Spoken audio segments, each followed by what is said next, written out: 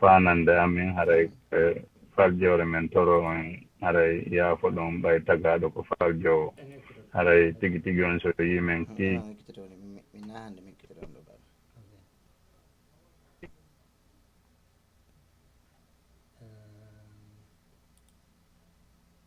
voilà assalamu aleykum wa rahmatullahi wa barakatuh onon wonɓe ɓen ka téléphone ji moɗon haray ka radio meɗen fuɗɗade nini émission on haray joni ɗon andi ko émission radio télé haray wone ɗon o tan yaw hay nokku piiji ɗin no arde joni fuɗɗagol inchallah haray ko teddungal moɗon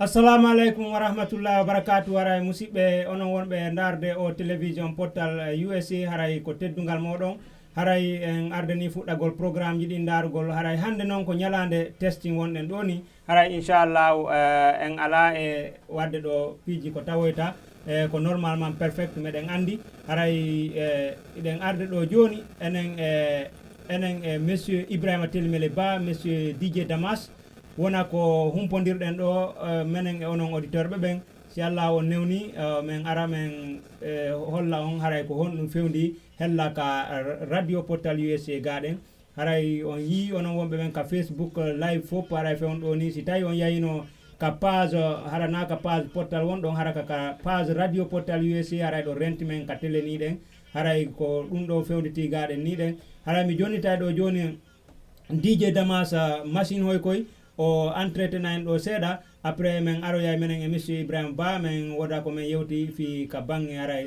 nouvelle ji e hella ka fewndi kon ka meɗen lagine Amérique ɗo ha ka bange sport e yewten ɗo seeɗa e 21h on haray ɗen jogui invité ɓe aroɓe ɗo ko monsieur Alpha Sali Wan aray ɓe noddoyay ka radio gaɗen ara ɓe feƴƴay kadi live ka télévision onon wonɓe ɓen darde télévision o mi andina onon wonɓe ɓen ka Facebook live ara ka Facebook live wonɗon ara noon ko ka page portal fiɓantal wonɗon yahe ka page radio portal USA directement clique on ɗon waɗon like son like page on haray ɗon wawi men yiwde ka télé ni haray ko ɗum woni fewno ɗo ko fewndi toon ɗe haray DJ Damas sans plus tarder mi feƴƴina ɗo immédiatement machine o koye ka juuɗe maɗa wawa feƴƴinalngol jama on haray ko neldorɗaɓe ka kikiɗe ɗo kon fi au lancement radio portal USA TV du Fouta Djallon à New York City.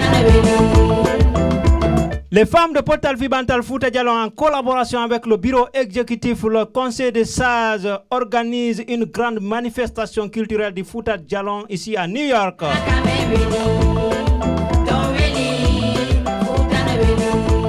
La manifestation aura lieu le dimanche 23 juillet 2017.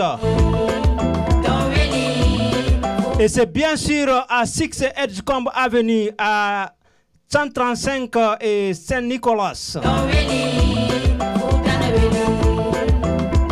sera de 15h à 23h. Au programme, exposition d'œuvres d'art et de la culture du Fouta Djallon. Théâtre et comédie. Toutes les communautés guinéennes et africaines sont invitées. Contact 678-368-5541. 347-438-7893.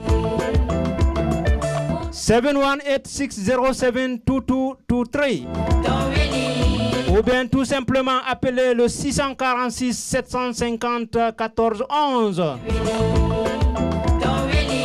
Ou bien tout simplement appeler le 646 750 14 11 de toute une communauté, de toute une nation. Ou bien tout simplement appeler le 646 750 14 11 de toute une communauté, de toute une nation. Ou bien tout simplement appeler le 646 750 14 11 de toute une communauté de Odo Himoine, Habib Fatako, c'est tout dernier.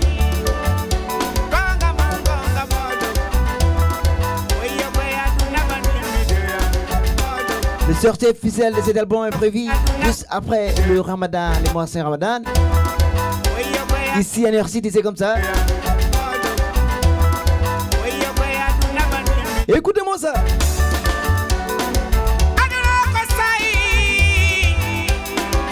Dans quelques instants, nous allons recevoir notre invité spécial ce soir.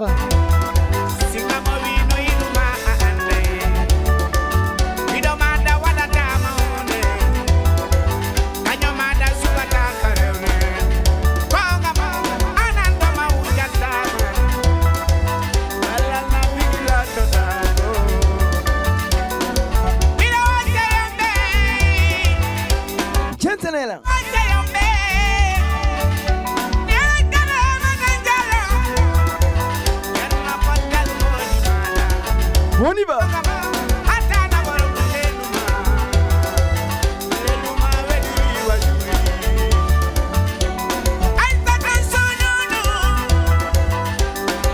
Je dis bien, c'est tout dernier. Habib Fatako.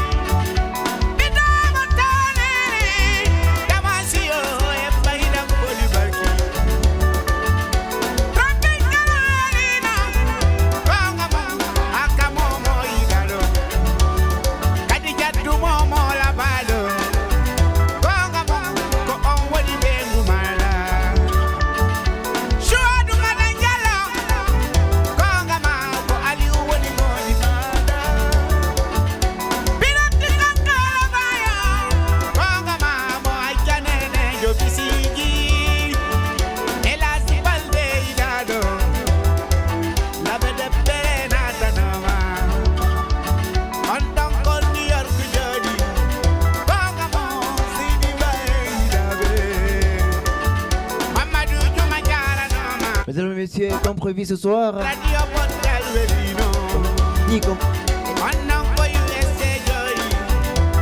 Musibe be maintenant on radio portal US wana jentande fendo saido.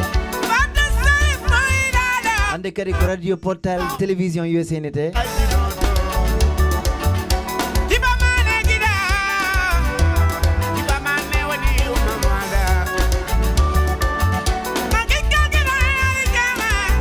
On a notre invité spécial ce soir, il va nous parler un peu du sport, la culture c'est comme ça. On est fait de na langon fop. Hiki telenka ballon jes godongi piji.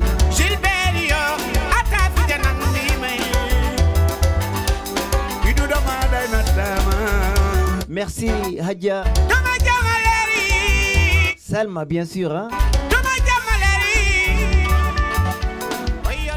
Ora ko toy assalamu alaikum.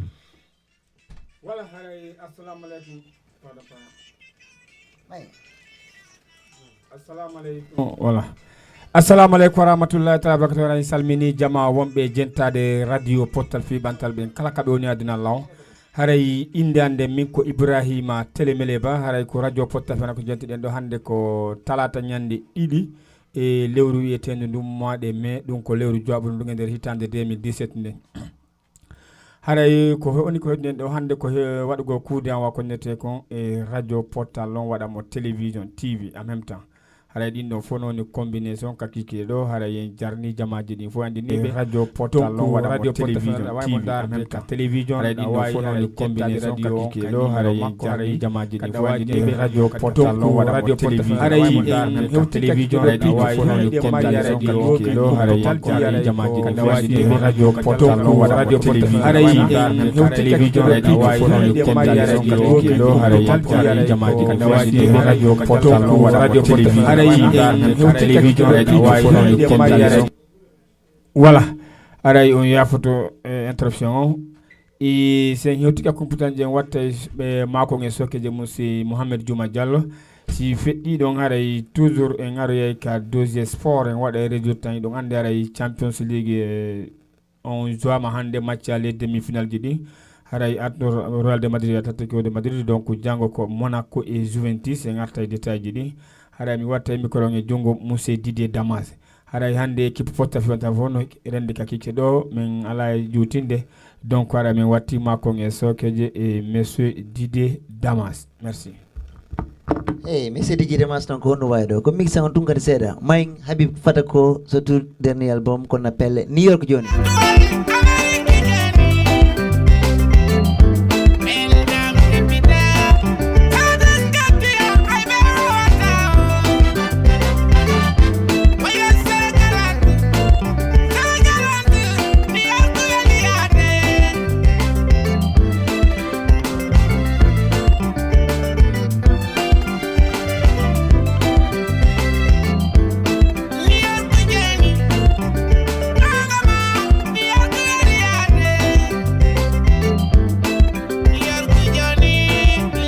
Vous avez entendu, désormais, c'est la radio-télévision, portal USA bien sûr, c'est comme ça. On va se battre au bout pour cette culture. Hein.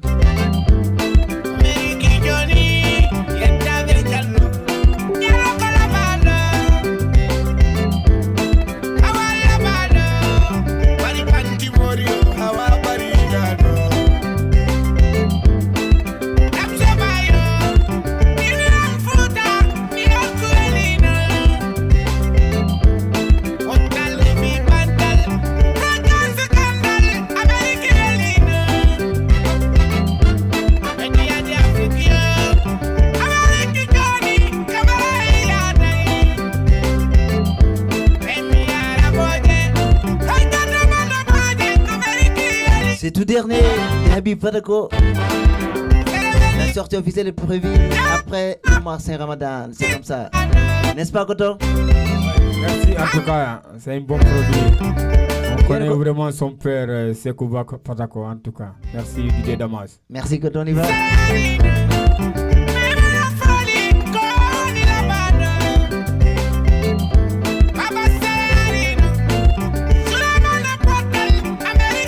Ene Koto, ku musique on parle wala ngono joni fendo. On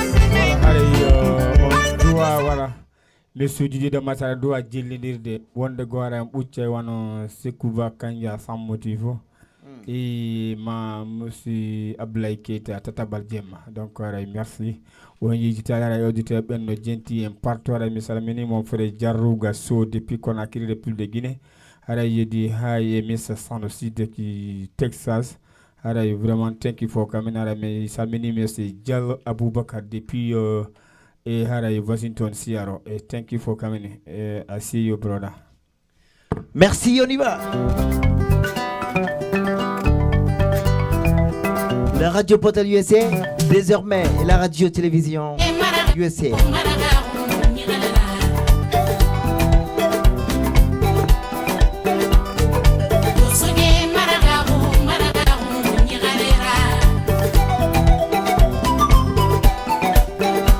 Lanaya monosono kumfe bara sembe soto. Lanaya monosono mille bara sembe soto. Iwama merina arafa sans motif. N'oubliez pas toujours, le rendez-vous est prévu les 6, Inch'Allah, à Washington DC. Arrêt Portal Fibantal, Washington. Benno Dition, Pop Nenyande. Une culture, une soirée culturelle, bien sûr. Et moi de la présidence Mahadja Aïssatou Ba Diallo, comme Alagi Sankara l'a dit toujours. Merci. Namo.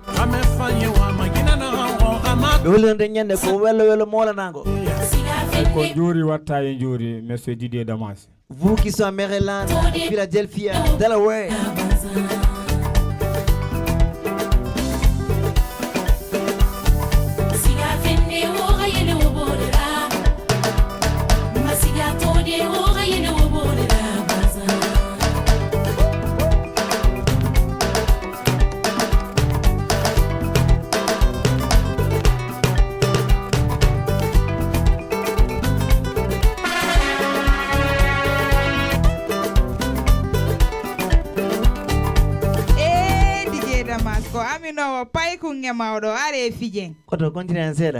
Voilà. Merci à Rayon Jarama Moussa Didier Damasara men salmini Madame Ba Mariama. Haray ko radio potafada ko jenti dem men watta ma ko nge sokeji Moussa Mohamed Juma Diallo do ye ngato ka Tatabal Djemma Abdoulaye Keita hara yejjitali Moussa Juma Diallo e bureau exécutif potafi bantal Washington noti jama fo dum ko nyande jego mois de mai on arowo do. Merci on jarama men watti ma ko sokeji Moussa Juma Diallo. Voilà, merci Monsieur Ba, merci DJ Damas, ara en weltani ke jama on fo kala kabe woni restay be heda den ka téléphone di mabbe ara ka radio be woni madum haray be ndar den ka télévision live ka page portal fi bantal no radio portal USA. Me andintina stay ka page portal fi bantal Fouta Jalon wondon haray ko Facebook live on wondon e yiwde. Dum fala yide télévision on yahe ka page radio portal USA wadon like haray do rentimen on yiay men ton addon comment ji mon ding men weltani ke déjà fewndo do ni haray monsieur Oumar Diallo be ni men do haray weltori fi lagine menen kay meden weltori fi lagine kala gine en jo meden weltanimo Jenabou So madame Jenabou So onon kadi men weltani ke on vous êtes cool haray monsieur Alimou Ba good job guys onon kay meden weltani on ko hedoto don radio portal USA kon ma ko darton télévision radio portal USA on kon monsieur Mamadou Aliou Diallo haray voilà on jarama onon kadi men weltani ke on haray monsieur DJ Damas mido fala on dédicace an do be auditeur be weltani be do weltorbe radio télévision portal USA on. Voilà haray en salmini monsieur Ba Ali Moudi Alessi produit haray fondo be Conakry République de Guinée. Haray mi salmini monsieur Nabiso et Oumou Diallo la française. Haray mi salmini on wombe ben ka radio portal fi bataki kedo. Monsieur Didier Damas haray sans plus retardé annually. Merci haray menitna onon be connecté be ka Facebook portal he don't like the page Facebook page on or wanna be able around dedicated tenderka.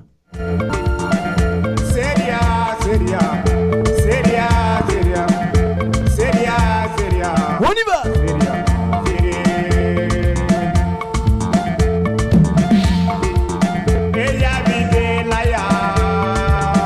Je dis bien.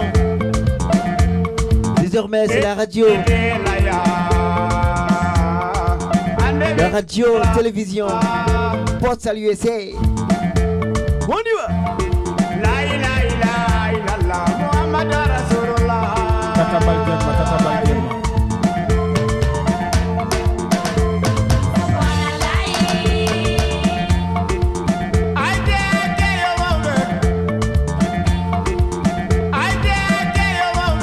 On a qui hacké, soyez ko la ta on fala comme famille. On y va.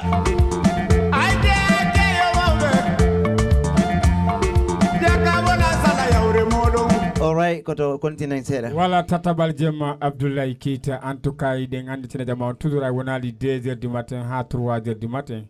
Kala ma nano pulal ngal hara yo fami Tata Balgemma Abdoulaye Keita. Merci Didier Damas, on continue. Voilà, Monsieur Baharay, and welcome to Kadi, Monsieur Mamadou Bari. He's so happy. We are happy too. Hadja Salima Diallo, no foti fier de vous. Nous sommes fiers de vous aussi, Hadja Salima Diallo. Monsieur Madjouba, bonsoir depuis Dakar. Voilà, Monsieur Madjouba, nous sommes aussi fiers de vous. Haray, men welcome to Kotawata kon hidon Dakar ni très tard. Hidon dar demen ka télé radio Portal USA do. Aray wala Guinée DJ Damas yimbe ben hino weltroma do ay like ji ko jogida kon men andina on stay do ka page Portal fi bantal Fouta Jalon wondon haray ko Facebook live wondon e yide ton don fala ndar de radio Portal USA TV on yae ka page radio Portal USA like on page on haray do renti men ka télévision donc ko télévision on jarama men weltani ke on di tout nouveau tout beau all new. Thank you DJ Damas, dédicace auditeur be wonbe ben. Merci haraye en salmina e bi Diallo haraye en salmini kadi monsieur Seydouba. En tout cas merci mon frère, on jarama men salminio haraye wonbe ben live directement depuis Italie haraye men salmini en Mariama Diallo. Men salmini kadi wonbe ben live depuis Espagne haraye Hollande et Paris en France. Et depuis Berlin en Allemagne, monsieur Alassana Fofana. Merci, monsieur Didier Damas. Merci, on y va. Est-ce que Bella Beno Gentard me fait un rosaire?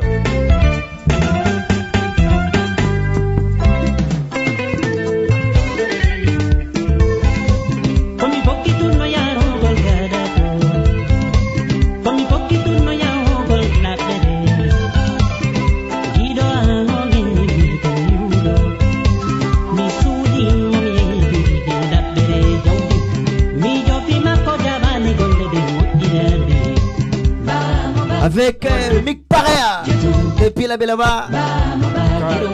Yeteba e ba moba.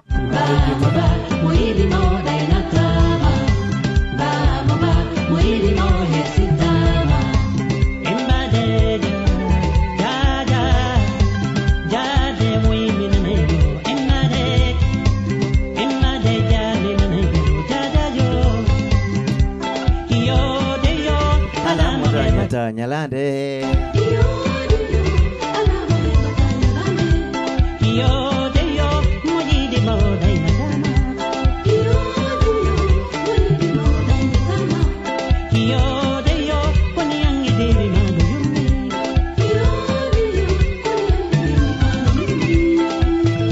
no hande no hirna deng hino timmitis do DG yang.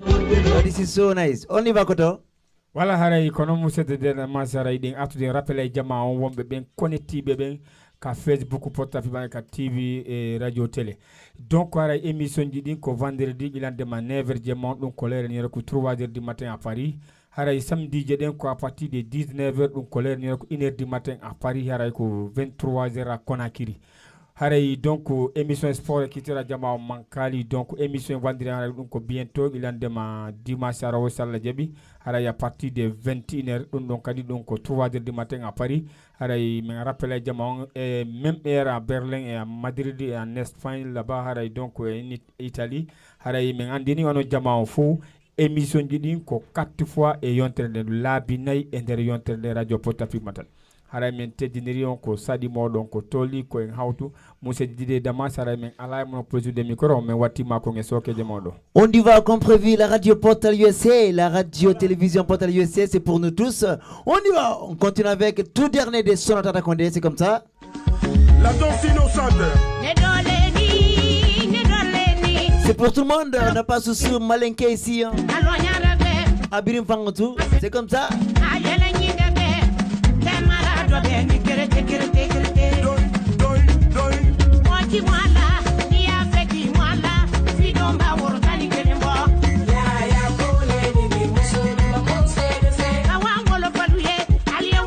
Mon directeur, 100% femme ce soir, c'est comme ça. Il a levé son veste, Monica. Hey, I want to know.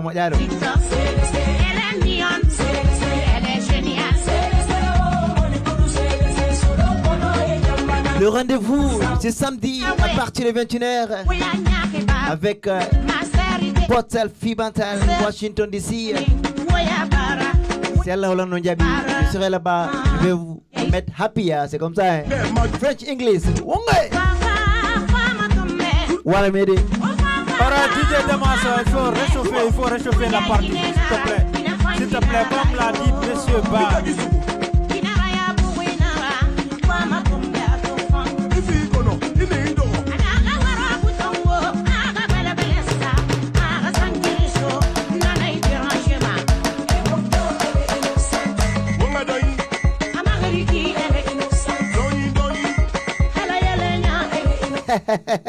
La radio Portal USA, la radio télévision Portal USA. Kofo, Namugoto. Voilà, DJ Damas, merci monsieur Ibrahim Telimele Ba. DJ Damas haray en weltanike auditeur ben fo kala kabe woniri e hedoragol en si tay ka radio be woni ara ka téléphone ji mabbe madum ka site web Portal Fibantal www.portalfibantal.org madum si tawi hara kambe wonbe en hedade ben hara fewdo do ni hibe darden ka télévision radio Portal USA. Monsieur DJ Damas, monsieur Ibrahim Telimele Ba haray wano andirdo don joni awa iden weltani jama on hiden welti ko tawi kon vraiment hibe ƴettude tam mabbe on kala kabe woniri be akita golleji mabbe be hewta yeso radio ji mabbe din ma yeso ordinateur ji mabbe din ma be ƴetta téléphone ji mabbe din wona ko humpondirde ngenen e mabbe en weltanto do hombe kadi monsieur DJ Damas prépare quelque chose pour dédicacer ses auditeurs. Voilà monsieur Diallo Koulé, monsieur Barry Sedi Barry. Voilà, monsieur Barry Sedi Barry. Ah, les YTSO. DJ Damas, allez-y. Dédicacer quelque chose. Réchauffer la partie. Pardon, monsieur Djouma, s'il vous plaît. Mi salminaɗo jatiguijo am molanaɗo wonɗo Facebook Ibrahima Telimele live et merci Ibrahima Lincoln Diallo. Haray mi salmini madame makadi mi salmini siraɓe meɗen haray mi salmini monsieur Ba Dide Niyo ko Dide Wuri haray monsieur Dide Dama salminima monsieur Dide Wuri donc haray merci on jarama sena on ɗo ka Facebook Ibrahima Telimele Ba haray ko live kadi ka Facebook Portal Fibantal et live ka TV et télévision Portal Fibantal merci on jarama monsieur Ba Seydou assalamu alaikum haray ko sadi ko toli radio télévision Portal USA on y va c'est la culture avant tout.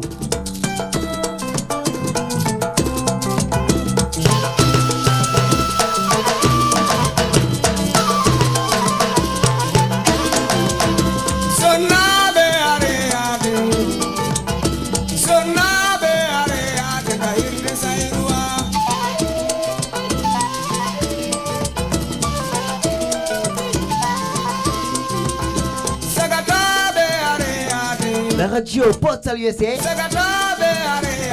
c'est désormais la radio télévision Portal USA. Hein?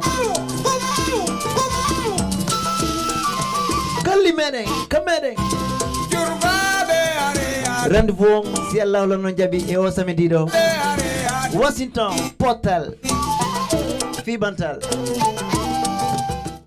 Voilà DJ Damas, nous sommes déjà très fiers. Haray en weltini Mourad Moƴƴuru.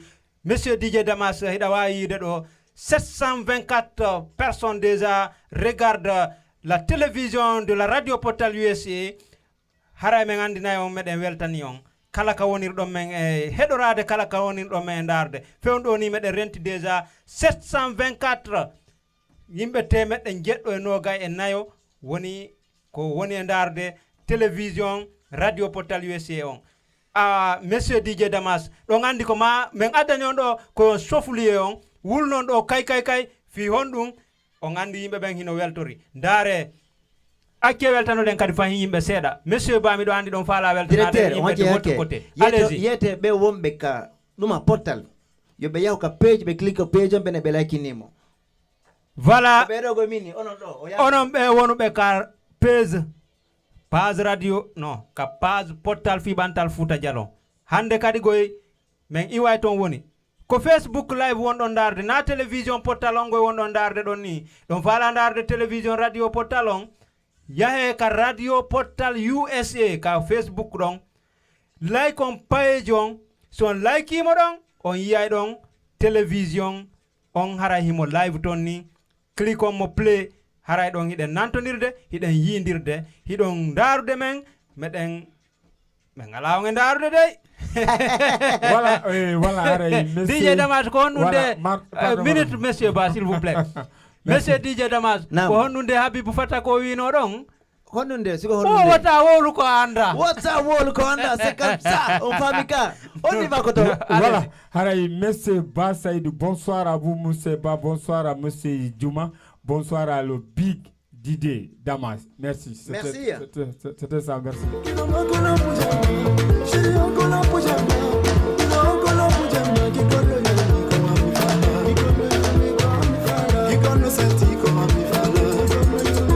ndare ɗo ko kanja kolani o deside o yima pular ko ɗum waɗi ene radio portal radio télévision portal USA womo sumbugonar wo mbirin kirin ka ko tout fort pour nous directeur ande wo kamɓe ɓe feƴƴa hoore luba ɓe ya terimile ton terimile joni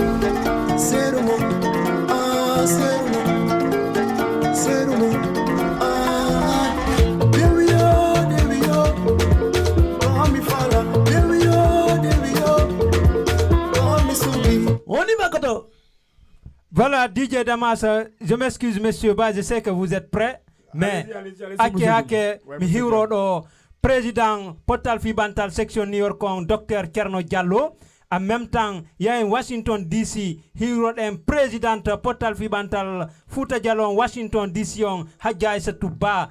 Haran iwali Washington hiwroɗen ɗon président commission centrale on monsieur Lamine Diallo secrétaire général Portal Fibantal Fouta Djallon monsieur Diallo Bachir Ba. Voilà. Et il que président de section du Portal Fibantal Fouta Djallon info à travers le monde. DJ Damas, il faut donner le micro à monsieur Ba et puis vous allez dédicacer. Président Portal Fibantal section England on passe. Non, il que président de section du Portal Fibantal Fouta Djallon info. Portal Fibantal Hollande et le reste de la planète.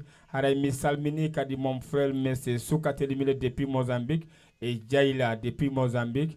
Et mes salmine kadi njatigi jam monsieur Ibrahima Bari depuis Berlin et monsieur Saliou Diallo. Merci. Voilà monsieur Ba yeto be don awa hara yobe yaw ka page radio Portal USA si taybe fala ndaru de télévision on live.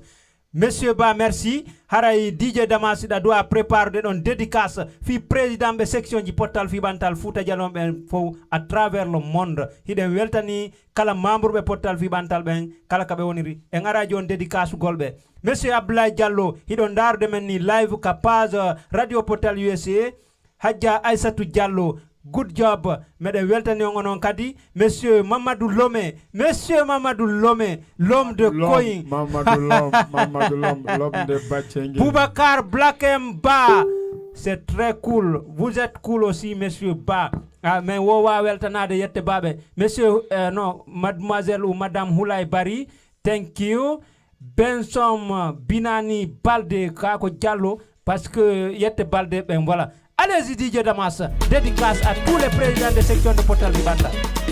DG, kono yette président Portal Washington ben. Je me dis que Damas moƴƴi de parce que Damas ko pay ko ngaynata muyno de.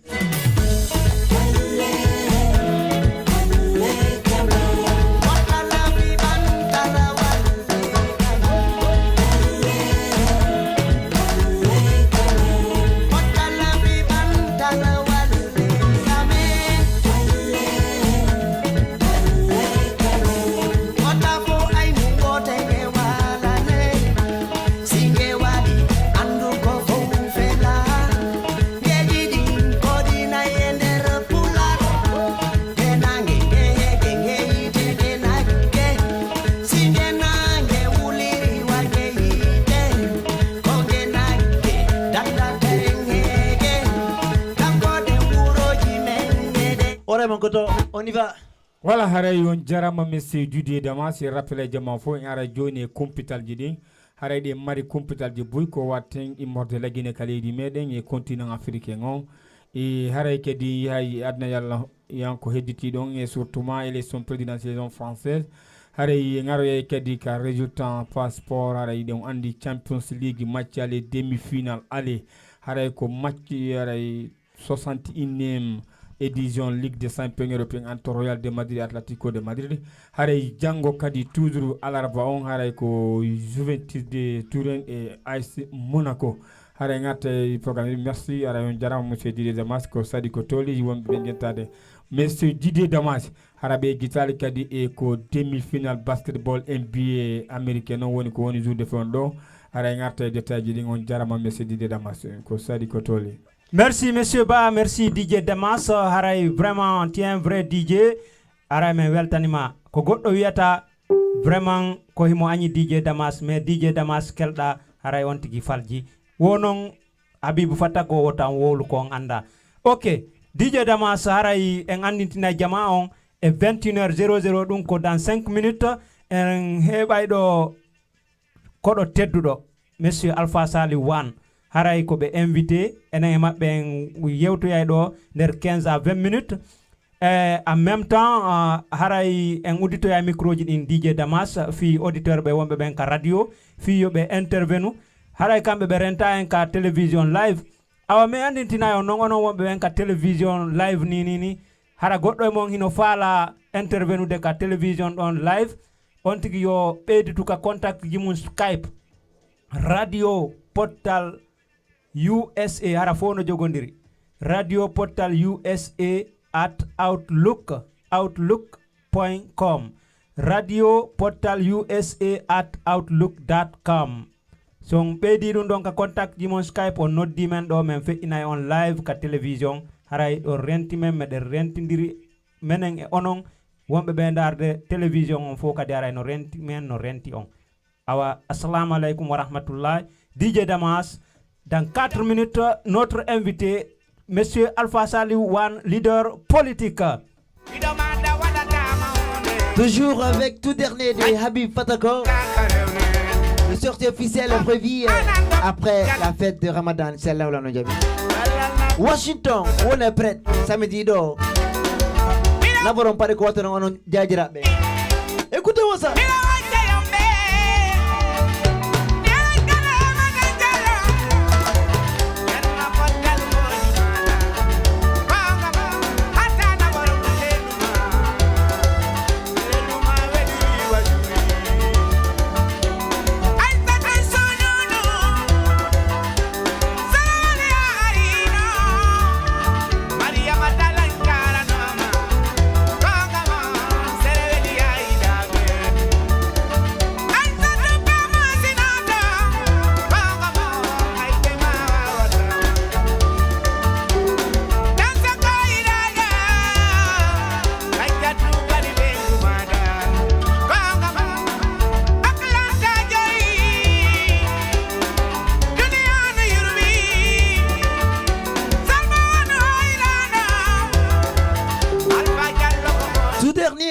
Fatako, hein?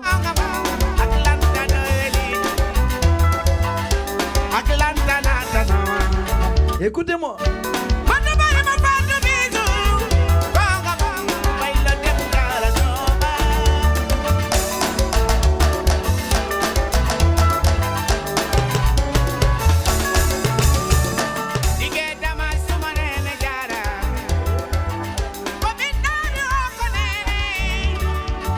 Voilà, voilà. DJ Damas. Merci pour l'animation. Comme je vous le disais, dans 2 minutes, nous allons recevoir ici Monsieur Alpha Saliou Wan, leader politique, que nous allons entretenir, avec qui nous allons vous entretenir, je voulais dire, dans 15 minutes, dans une quinzaine de minutes. Voilà. Hara en weltanike Madame Fatoumata Mokaramoko Bailo, en weltanike Aïssata Lamarana Diallo, en weltanike Salimatu Diallo, en weltanike Monsieur Abdoulaye Diallo. kala ka wonirɗon men e ndaarde ka télévision radio portal USA menen weltani on haray meɗen toro yimɓe ɓen yoɓe windu haray ko honto ɓe woniri c'est très important ko tawata men anday ko honto men wona e ndaarede voilà DJ Damas tu vois combien de fois les gens sont en train de t'envoyer like Paté Dramé haray onon kadi men weltanike on aray wonɓe ɓen fof ka page portal fibantal Fouta Diallo men torike on yaye ka page radio portal USA like on page on so like it on page on aray ɗon yiwde men ka télévision live Mike Mila anon kadi on weltanama monsieur Balesi voilà monsieur Diallo Juma haray en rappelay tun jama on kala ka leydi kawti woni yo windu leydi ndi leyɗon ɓayɗon andi yette Diallo ɓen fof ko tokara yette Diallo fof ko Mamadou wiyete ɓe ala inde ɗiɗi sina Mamadou doucement ko toli merci windon ko Mamadou homme e ko Hadja Binta Daralabe monsieur DJ Damas nous la saluons en weltanike ɓe haray kamɓe kadi en weltanike kadi Hadja Fatoumata Balde en weltanike madame voilà Mariam Diallo on a entendu son nom dans la musique de... Ah bon?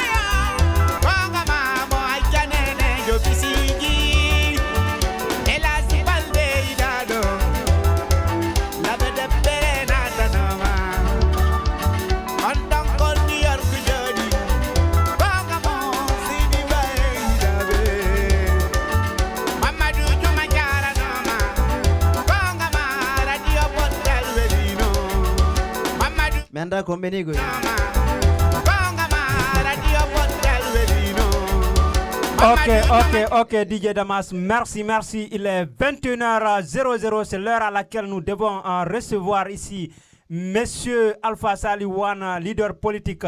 DJ Damas, je sais que vous n'êtes pas dans la politique. Nous allons vous donner un repos de 15 minutes pour que Monsieur Ibrahim Telimeleba et moi nous entretenions avec Monsieur Alpha Saliwan. Haray ko teddungal mo onon jama wonɓe heɗade radio portal USA ka téléphone ji mon wonɓe men en darude ka télévision radio portal USA ka soit ka ordinateur ji moɗon ma ɗum ka téléphone ji mon mi andintina on do onon wonɓe ɓen ka page Facebook Mamadou Juma Urki Diallo ɗon darde men live ma ka page portal fibantal Fouta Diallo hiɗon darde men ton live yahe daron télé radio portal USA on yaye ka page radio portal USA waɗon ton like so waɗi like haray meɗen hiwde on Salamata Sal Boston men weltanike on haray en weltanike Fatoumata Balde onon kadi haray ɗon weltana Monsieur Ba, je crois que vous voulez dire quelque chose avant que nous prenions Monsieur Alpha Saliwan. Salmine Monsieur Sidi Sal Bantimor haray men salmini kadi Lamarana Sal Madan Sal et Jean Soribinta Sal depuis Bantimor haray men salmini kadi Monsieur Balde Mamadou Koneti ben joni jatkibe Ibrahima Telemeleba Facebook haray kadi en salmini Monsieur Ibrahima Ba depuis Tennessee Memphis haray en salmini kadi e Madame Mariama Diallo Virginia et meden salmina kadi haray toujours et Ramata Diallo depuis Abidjan Côte d'Ivoire et Monsieur So depuis Abidjan Côte d'Ivoire wo haray en kambe be anditini en do ko bale woni ko be jeya ko Abidjan Côte d'Ivoire woni ko be jodi e haray ko kando ko sellube nete Abidjan Côte d'Ivoire woni ko be jodi Mouktarou Ba haray won don kadi ko joueur de la SEC Mimozan Abidjan Côte d'Ivoire woni ko jodi Monsieur Dima Diallo mais wattima ko soke men haray den habiti leader politique on Monsieur Alpha Saliwan haray be prépare be yeton ko hondu woni ko Alpha Condé woni prépare depuis 2020 on jara Monsieur Dima Diallo merci Monsieur Ba on va voir si Monsieur Alpha Saliwan si taybe hewti kallen do woda ko wawden humpondirde mabbe inchallah monsieur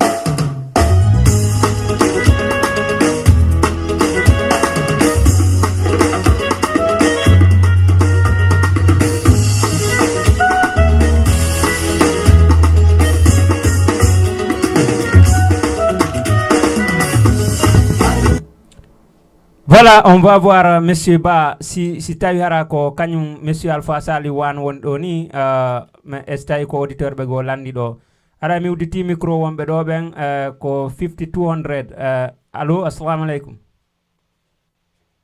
Aleykum salam. Voilà, monsieur Wan on jarama aray min weltani kom tanƴini aray ko noon ni nam. Jam to alhamdulillah. Allô? Allô? Allô, oui. Voilà, je vais voir parce que... Aray en alay nande Moussa Alpha Sali Van aray yoɓe yaafo ɓe ɓeyda mako maɓɓe muradu moƴƴiro si tawi aray iɓe jentiti e monsieur Juma haray makuji ɗin no jolti e par ce que sina ɗum haray wonɓe connectiɓe ɓen e adna yallo hedditi ɗon haray ɓe wawata nande monsieur Alpha Sali Van man ala siɓe nande monsieur Alpha Sali Van. Oui, allô? Oui. Oui, coming.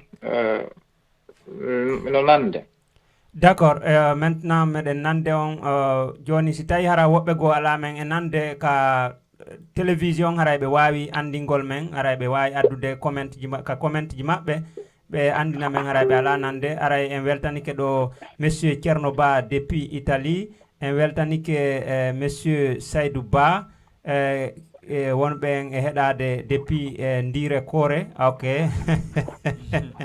Voilà. Ok. Il n'y a pas de problème. Joni ettuɗen joni tonguiten monsieur Wan haray en jogotoɓe ɗo nder 15 minutes. Ok, monsieur Wan haray men wi on ko saɗi mon ko tooli haray mi faalete yon voilà présente ɗo e wonɓe ɓen e heɗade ka radio buyno andi on kono haray naafo andi on wonɓe ɓen heɗade ɗo wonɓe ɓen kadi daarde télévision radio Portal USA on ɓen ɗon kadi buye maɓɓe arano andi on buy kadi anda rapidement après yahen ka sujet du soir on jarama ko saɗi mon ko tooli. Ok, albarka mi weltike fota fi invitation mon on wilo noon ko Alpha Sali Wan ko mi woni président parti Alliance des Forces Démocratiques on AFD. D'accord, monsieur Wan haray ko président de parti politique parti on ko AFD Alliance des Forces Démocratiques, n'est-ce pas monsieur Ban? Oui, tout à fait. Voilà.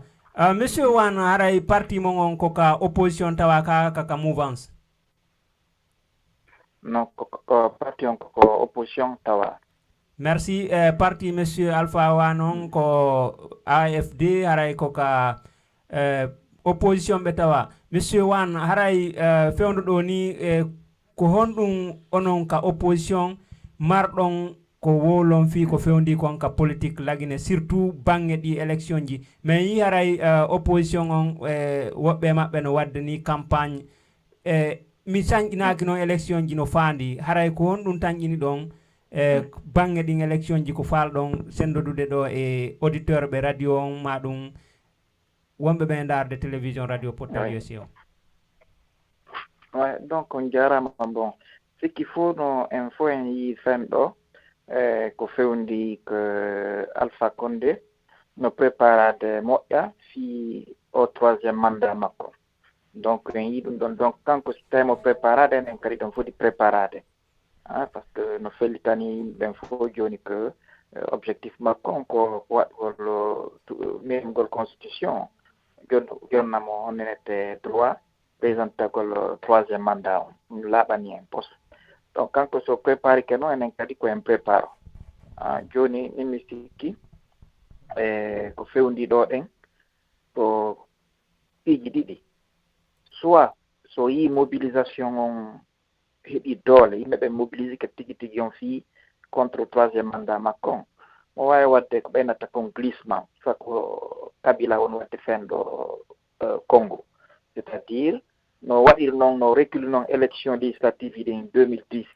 han yeehi han 2013 o recula noon kadi fi élection présidentielle ɗi aray probléme ji ukke probléme ji aray manta ko nantodirtake mais aray kanko ko laam donc ɗin option ji ɗiɗi fewndi fenɗo joni enen kadi ko non dareten Alpha Condé woni candidat troisième mandat ou wonali candidat troisième mandat ko darugol ko honno heɓirten waɗi ko condition ji ɗin fi élection ji ɗin yowno élection ji laaɓɗi ko leydi men ko anndingol kadi depuis 1958 laamuji ɗin jaɓaali haa nde wootere guinéenɓe ɓen voota tigi tigi fii candidat ɓe faalaa donc ɓe nganndi de 58 à 84 victoire kan on non o jaɓal hay candidat yalta kala inniɗo darti no faala clé de parti o nanguɗo ɓe o wari kala inniɗo darti no faala wonde candidat o nangi o wari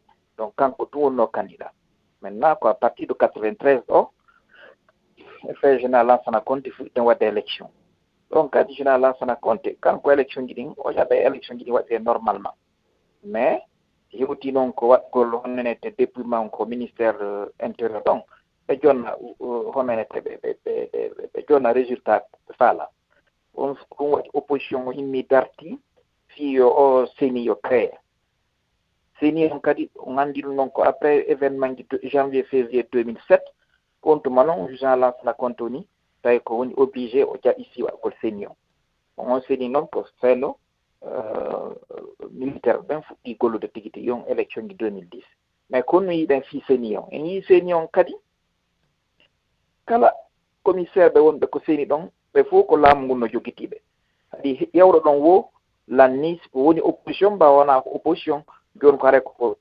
laamu ngu woni gollande laamu ngu ko faala ko ɗum watta donc ɗon kadi en anndiɗo men seni holnaaki finalement minen min jooɗike min taskike min tawi si élection Guinée sen inni sen kontude hoore men enen Guinéen taw wata marchude c'est à dire kala ko si tawi ko Guinéenɓe ɓen woni fewjude woni wadde recensement woni waddude kala ko jokki ɗum contrôle fi élection ji ɗi marchata par ce que ɓuri sattude ko si tawi ara opposition parti opposition etti membre ɓe mum naɓi e organisation naɓi e seni hiɓe e démembrage ɗin fof si ɓen noon jooɗike ko seni ɗon ɗen han jooni seni on waɗi président seni on mo wonduɗo e laamu ngun heddi ɓe waɗi ko ɓe faala hara hunde yalta ɗum yi ɗum en garanti ala o tant que en waɗa élection ji laaɓuɗi leydi men ni wata yarde yeeso par ce que lamɗon sino andi que mo wawi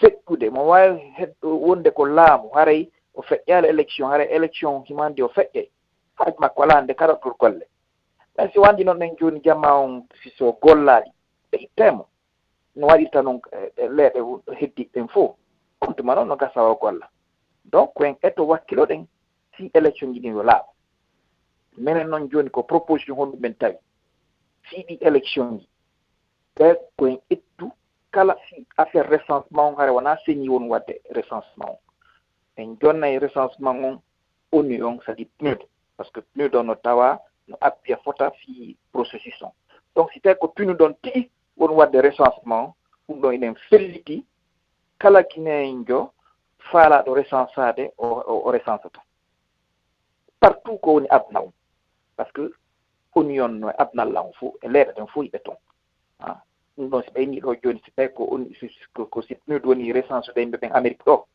kala Guinéen joni Amérique ɗo ɗen a recensoto ɓe jogui possibilité ɗum nokkure ko yawɗa o a tawa hara ɓe jogui piiji ɗi normalement Guinéen ɓe recense o normal on yi Guinéen ɓen si fichier on laaɓi hara ɗum déjà c'est un premier pas deuxième deuxième pas ko tawde haray joni bureau ji vote ɗin fof no jogui un représentant ONU on hare ko ONU certifiata on ɗon no tawe e ko bureau de vote si waɗama dépouillement si waɗama haare mo jogui PV de dépouillement o ɗum waɗata hande kadi innugol hande kadi no résultat ji ɗin jonnama ɓe ƴimmannike honnonete chef de quartier ɓen ƴetti ɗum ma ɓiruji ɗi ɗaɓɓama ko suudu chef de quartier ma ko gouverneur ma ko préfet ma ko sous préfet ɗum noon ala toon hande kadi en andi résultat ji ɗin no laaɓi sifa ko waɗanno kon Côte d'Ivoire par ce que Côte d'Ivoire ko certification onusienne ɗum haɓe jogino résultat ji troisièmement fi sécurité on ɗum ɗon kadi en yiiɗoɗen gendarme men ɓen e policier ɓen waɗaɓe ɗen ko ki force pele consort ko ɓen on tigi nangata surtout o 2015 en yii on observateur ɓe opposition on yawnoɓe haute guinée-raɗen ɓe wawa wadde élection ɓe nanga ɗum kisan koko ɗo élection hewtude ma si dépouillement no waɗede ɓe yaltina ɓe raɗo observateur ɓe opposition o maintenant si tawi noon joni noon si tawi noon ko force jigo kadi ɓen wawi noddude force CEDEAO on ɗo policier ɓe e gendarme CEDEAO no wawi mobilisede ɓe adde Guinée ɓen ɗon waɗa sécurisation fi élection ji ɗi ɓe heeɓi ɗin garantie ji tati ɗum ɗon en felliti ɗon ɗen haray élection on laaɓe ɓen heɓa ɗin garantie ji haray ko heddi konko sama kala jokka voilà ɗin garantie ji noon voilà je m'excuse voilà oui monsieur Wan effectivement ɗin point ji tati ɗi énuméro ɗon ɗon ko point ji kelɗuɗi kono ko honno tañƴinirɗon ɗin ɗon no wawi réaliser haɗa koye hoore tawde bon yomi hattu ɗon kono tañƴinirɗon ɗum ɗon no wawi réaliser dans le temps mais voilà ɗum ɗon noon maintenant ɗum noon hewti noon ko ɗon noon won opposition on ko ɗon noon honnenete ɗon ko waɗgol ɗum organisation kelluɗo organisation on ko mobilisugol militanɓe ɓen quartier par quartier commune par commune voilà monsieur Wan jonneɗan ɗo minute mi anda si tawi ɓe auditeur ɓe no nanude on woto taw haray ɗen yewde ɗo mi udditiɗo micro woɓɓe goo 5689 ene ɗon nande monsieur Wan moƴƴa 646 726 5689 allo allo yaafe monsieur Wan continue ɓay ɓeɗo nande ala hen jentade donc min ni ɗonne no tawa ɗon ko hare koko on systéme ɗon ne min accewi on organisation ɗon ɗum noon hare ko militant ɓa min yewtata ɗum est ce qu'on faami ɓayti ɗo ko radio ni en wawata wona en hollu min wawata hollude ɗo ɗen adversaire on honno min kontiri organisade quoi si heɓugol on résultat mais ko innugol tun honenete golle ɗen ko ɗin point ji monsieur Wan simi landike ngal landal ɗon haray mi sikki ɗi point ji ɗi landi ɗon ɗo ko ɗi waɗete haray ko officiel ara par exemple c'est une demande officielle pour que les élections fiyo élection ji ɗi waw laaɓude n'est-ce pas kosi jooɗama si tawi honenete discussion ji ɗi joɗɗinama en joɗɗini discussion ji ɗin fi heɓugol solution e crise ma probléme ji ko soulevata konko leydi on tuma noon ko ɗiɗo point ji ɗo min joɗɗinta ko ore table innugol ko ɗum ɗo woni condition ji ɗin si ɗiɗo condition ji ɗin remplissaka haɗa hannde wawata kaɗmannede en wawata solution haɗa ala fi leydi ɗum noon ɓe ɗin ɗon heɓo taw sine noon joni noon haɗa ɓen wawi continude e activité on par ce que ɗum andi lanɗo o joɗotore leydi ko si tawi jamanu no jaɓi o laamu jamanu no jaɓi homenete autorité ma voilà monsieur Wan toɓɓe tati ɗe énuméro ɗon ɗo fo négociation ji ko tawata kon gouvernement et opposition on no wadde on naɓiɗi une fois comme proposition hara opposition naɓoriɗi ka négociation ji ɗin watta toon on andi min parti amen on ko 2014 ɗo min sinci parti on faami donc hari ɗi négociation ji fof armi tawaka mais mi pose no mi waɗno tribune mi winduno ko journal ɓe waɗno interview waɗno tekki son ko journal Conakry ɗon yaltino ɗum 2015 ɗo en janvier 2015 mi pose noon probléme ɗon mi wooli fi ɗum est ce qu'on faami komi yawno Dakar kadi janvier kadi 2015 Dakar mi waɗno interview ko radio Dakar ɗo mi waɗno interview kadi ko télé Dakar mi wolno fi ɗum ɗon fof donc ɓayti noon Dakar toon e voilà mais négociation ji goo waɗi 2016 oui mais parti ji ɗi mais c'est ce que je vous dis parti opposition ji ɗi ɓe ƴettali e hono tigi on proposition comme waɗɗo ɗen kamɓe ɓe ƴettali ɗum comme moyen de négociation on faami c'est que honenete parti monsieur Ba allez-y ma question voilà ara yen jarnimi yesi Alpha Sullivan aray ko be seni kon karajo porta fi bantaldo et monsieur Alpha Sullivan on holli on fala ka yawde élection passé don tangini élection jidin organiser ta ke no duwirano non minnalde no habbe minnalde ni fala ka yawde élection okay minni yawgongol élection hare mara garantie iden suti élection jidin wadi do élection depuis 1993 en jokkudo na wadi élection mais chaque fois ko pouvoir on lami don woni gagnude en yi kaddo en 2010 on était général Jonton poni général Konaté et Jean-Marie Doré premier ministre il faut que Alpha Condé tawtuno donc ko fait in Alpha Condé c'est aussi simple que ça donc Alpha Condé horema ko ayto lami ke kanko ko dès le premier tour fait faut no andi 2015 Alpha Condé wawata yude kanko fait dès le premier tour on famille kono wadi c'est parce que en habal garantie si élection dini won élection libre et transparente wabbe kono hay marde carte d'électeur ma donc recensa ben be hetal carte ma be sakkono be vota ma haray wabbe gon ton ben honete observateur de opposition no nanga be nanguno be honten hotgine et yi kadi buye mabbe radano ko bureau de vote est-ce qu'on fait et dum non fo donc ça yi din konon cause on dum non fo cause on yi jol fichier électoral on voilà do fichier on Alpha Condé depuis fichier 2010 on a au tripatouille fichier on wadi ko fala lerton o recensi pay koy sappo faut recensement est-ce qu'on fait donc c'est clair bon sens on relie un fichier quel là maintenant on va essayer d'assainir le fichier on ne peut pas assainir voilà monsieur Alpha Sullivan et me continue toujours une question Janitati. Ok, il en démarre l'an 2005 monsieur Alpha Sullivan et en 2017 donc ko dubi sa podidi élection communale et communautaire organisée à la Guinée. Et harakadi onon i don tawti ko opposition et gouvernement haldi foti e organiser élection communale didi commune mo gagné da o ya no chef de quartier on haray don d'accord dido ko di woni question jandi monsieur Alpha. Non, on a mis d'accord, je ne suis pas d'accord. On a d'accord mo wawata le saria men on laabi constitution no laabi e code électoral no laabi code électoral no prévoit watgol on élection chef de quartier et chef de district. Donc, politique de décentralisation Guinée, depuis le discours programme de général Lansana Conté du 22 janvier 1985. Donc avancer, on va remettre en cause. Au quartier, au district, il y a un vote, il faut un chef de quartier, un conseil de quartier.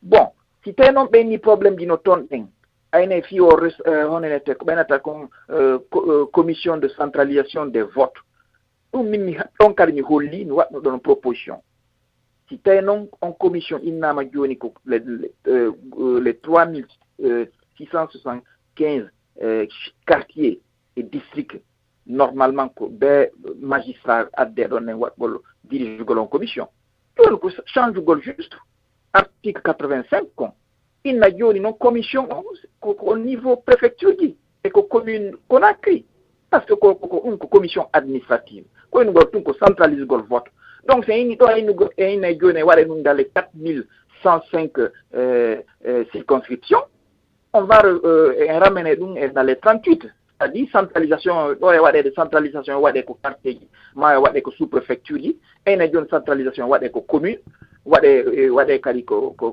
plutôt préfecture. Donc, il y a 33 préfectures et puis 5 communes de Conakry. Comme à la présidentielle, à l'élection présidentielle, parce que l'élection présidentielle, c'est 38 commissions de centralisation des votes. Élection législative, 38. Il y a un cas bon pour les quartiers. 38, c'est fini. Il y a un problème à la Johnny. Réunion d'élection, d'élection communale et élection quartier nyalal. Ça a été bulletin de votement, dépose à fi vote golfi quartier fi commune. État bulletin immo, dépose à fi quartier. La ni nyalal. Dépense na ko ben atako wara dépense ay hunde watake. Si fa ko watte ko législative parce que élection législative ko bulletin gidi. Awara ta bulletin liste nationale. On te mana wala bulletin kadi liste hono était proportion hono était liste uninominale c'est-à-dire préfecture yi et les 5 communes. Voilà, monsieur Wan, changeons un peu de sujet. Et John non, il wolde fi élection fi yo labu min nanal déjà hay élection programme yettama e wana mi fuddorno non bien que haray den yide campagne no wadede fewndo ni ka leydi ton awa e hoore dum do fu lagine sanjali ko baawo tum baawo won yarde nyande wo nyande ko wono wadde kon sifa mum no wadde ma buri mum no wattude yewten seeda fi ko fewndi fewndo do boke onon quelles sont vos appréciations ko nun tigi tigi mardon ko yewton e bange dem bange don kadi. Bon, do mi hewtude ko fi boke on da ko rapport de force on yeten hande ko opposition ko UFDG buri marde dole donc mi sikki UFDG no fodi tawtude kala proposition ji comme wattare ko ɓurɗon kelɗude ɓe tawta ɗum ɓe ƴetta ɗum en compte fami parce que par exemple proposition comme wol ɗo ɗen si UFDG tawti hara ɗum noon doole ɗen en ɓurta heɓde doole mandagol est ce qu'on fami ko ɗum noon ɓuri par ce que hiɗen andi ko non woni ɗen si yaadama ni jama ware no ɗuuɗi ɓaawo yimɓe fof no mobilise man mais probléme on ko feƴƴi kon 2010 ko ɗum feƴƴi kadi 2015 ko ɗum artoy kadi 2020 par ce que ay motoroɗen yaha haray fof no yiɗuma fof no tawtuma mais si tawi no yimɓe ɓen noon si tawi noon ɓe wata e votude ça c'est bien si tawi noon hay si ɓe voti noon joni noon haray joni ɓe ƴetta ɓe wujje ko vota ko haray ɗum nafa wala donc c'est pourquoi min foti concentrade fi heɓugol taw condition ji ɗin waɗe on famille enen data en waɗe par exemple guerre civile enen sifa ko waɗa kon Côte d'Ivoire to nandi Côte d'Ivoire parce que Côte d'Ivoire kadi e honete parti watara ɓe salino wona e candidat de 1995 ɓe sali wona candidat 2000 on famille here kadi yimɓe parti makko on yimɓe ɓen ɓe watano e recensade ko ɗum waɗi ɓe waɗi guerre finalement ɓe impose noon e finalement fi heɓgol solution union inni joni na noon joni ko union wonata certifié waɗgol honete fichier électoral o et puis koni kadi wonta honete certifié résultat ji bon enen hewta ɗum mais iɗen wawi kadi créer ma honete crise on waɗa comme ko feƴƴi ko inen joni si tawi ɗen faala lendi yo ɓuttu si tawi ɗen faala yawde yeeso élection ji ɗin yo laaɓa laɓɓingol élection ji ɗin mais inni joni fichier électoral on hara joni ko plus de waɗa fichier électoral on par ce que si tawi mo hooli hoore makko ɓayde mo inni o feƴƴi kuukawol la dernière fois pourquoi o saloto fichier o laaɓa ɗum ko constitution yini fichier on koyo laaɓa kala guinéen jo no mari droit votugol kala wonɗo guiné maɗɗo duuɓi sappo e jeetti no mari droit votugol donc imo mari droit yawro inscrivagol ko liste électoral ɗum ɗum hay goto wata salade ɗum joni noon en confié ɗum ɗen ONU le PNUD agence onusienne on ayt ɓen ɗo min hooliɓe on faami mais mano ko ɗin condition yiɗin jonnete est ce qu'on voilà monsieur Wan ɓeni ɓe sali ɗum no sek hande kadi en wata leydi wataka laamede hara en andi ɗo laamoto ɗon hoore fenade en jaɓatale kadi fenade jokka par ce que waɗini duuɓi capanɗe jeegoo hiɗen e ɗum faami donc ɓe ɗum ɗon laaɓa no laaɓali haray ko non woni hare noon en wawata yaade leydi ndin wawata marchide ɓaawo ɗum ɗon noon kadi noon ko tigi noon koye ndaaru heɓa moyen ji heɓa possibilité ji e organisation si effectivement wonir noon ko ɗum noon woni soobe on ko heddi kon fof si tawi haray ko samba kala donc on point donc moi je pense que ko ɗum mais ko ɗum min e balɗe ɗo mi tawiɗe ko sukaɓen joni mi compté mum mini joni sukaɓen yoɓe organise o par ce que si ɓe jokki parti ji ɗin tun parti ji ɗin ƴette décision ena bon mene men tawti mais si sukaɓen noon kamɓe si ɓe organise que laamu ngon wata ɗumana par ce que way o multipartisme intégral ko étudiant ɓe ɓen 90 waɗi grève maɓɓe on 90 ans jusqu'en 92 ko ɗum puusi Lansana Conté han o waɗi multipartisme intégral o joni droit parti ji ɗin kadi légalisé donc c'est les jeunes janvier février 2007 ɗum kadi ko sukaɓen on faami o hay 28 septembre ko sukaɓen donc ko yoɓe immoɓe darto en yiiɗo ɗon wolde fi boke yi sukaɓe ko wawi wadde boke donc ɓe obligé ɗo boke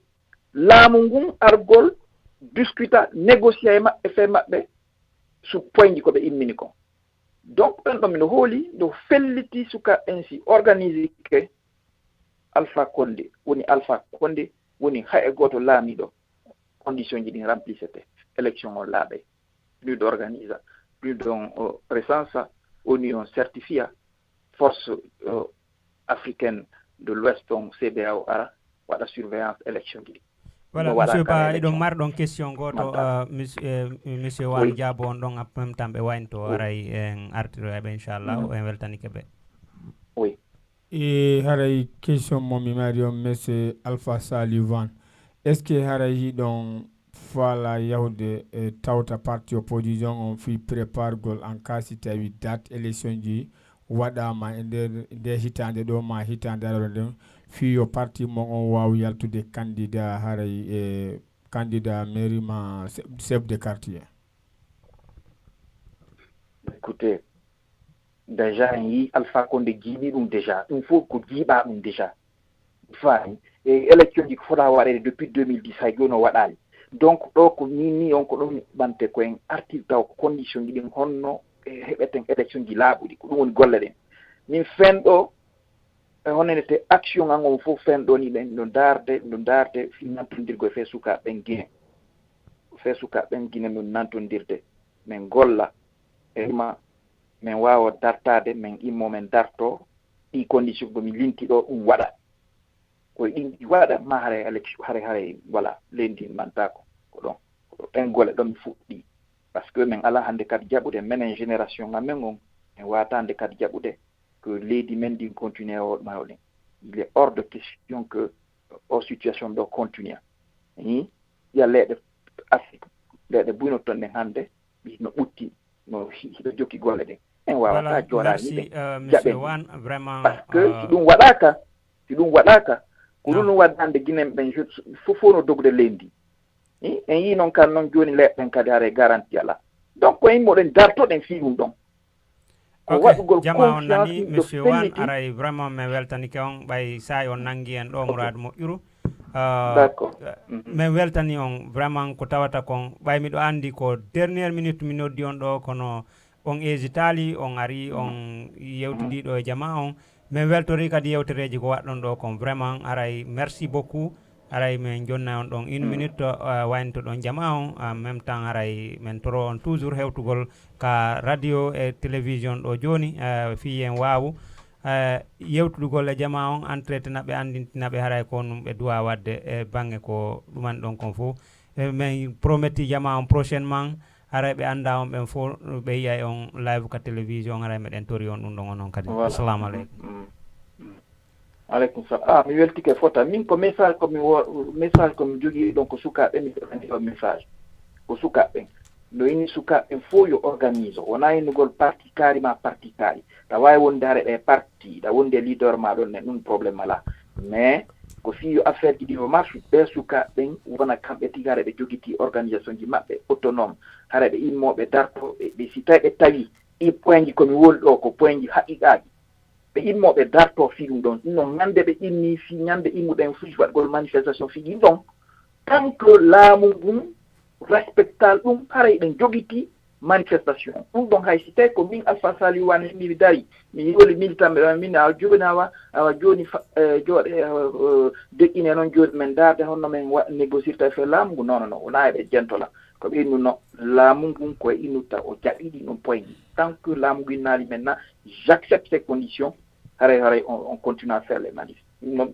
avec les jeunes c'est ce que je dis donc suka il faut préparer organiser par quartier organiser dans les communes tout ça 5 personnes 10 personnes après peut-être on fera une coordination mais objectif politique c'est créer les conditions pour que effectivement les élections puissent être menées à bien et que ça ne soit plus le pouvoir guinéen qui organise ces élections manades.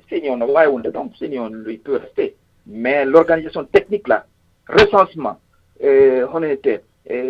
certification des votes, sécurisation des élections, on laisse ça entre les mains du pouvoir guinéen. Merci Donc, monsieur Alpha Saliwan, très bien. On jarama toujours ara ko sadi mon ko toli ka radio portal télévision USA. On jarama, merci. Voilà haray bi salmini bi voilà merci.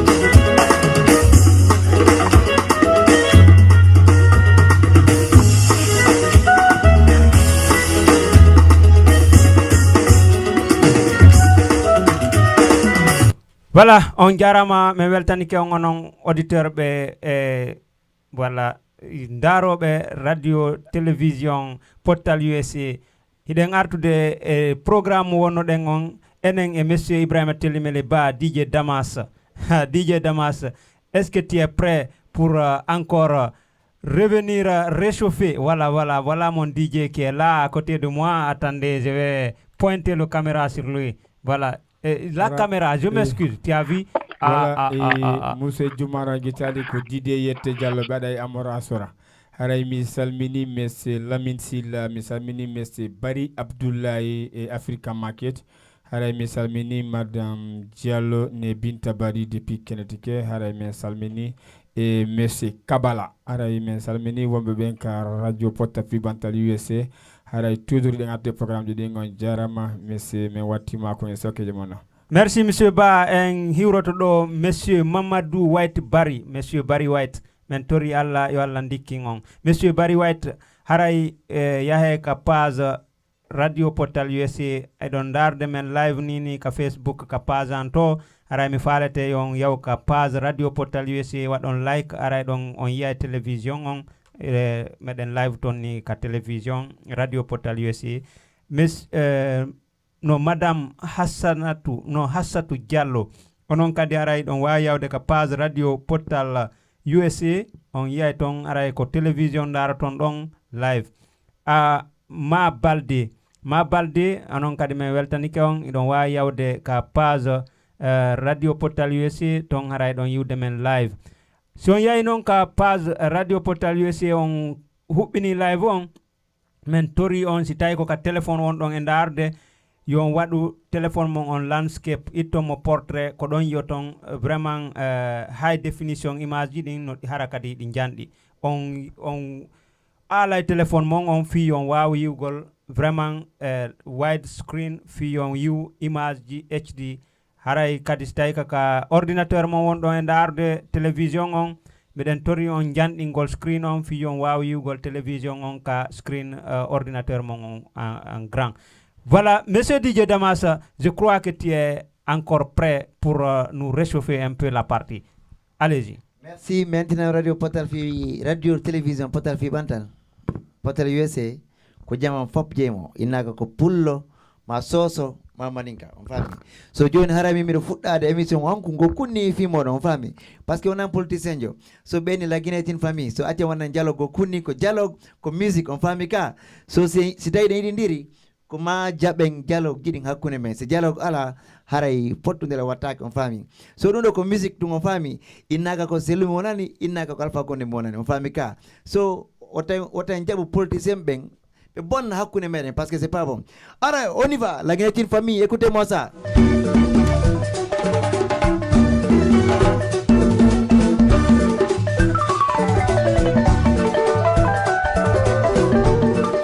Je dis bien, la Guinée est une famille. Il faut dialoguer, c'est comme ça. C'est la dialogue avant tout, c'est comme ça. Je ne suis pas politicien. N'est-ce pas, Koto Diao?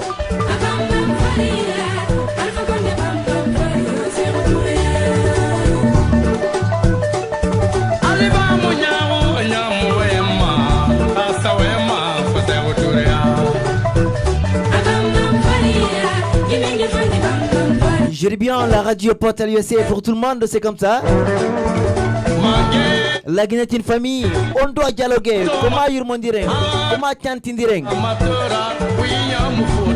Kurundi DJ Damas nani. On a pour le senjo, on y a photo. C'est comme ça. C'est la démocratie, c'est comme ça bien sûr. La Guinée est fata mangatode.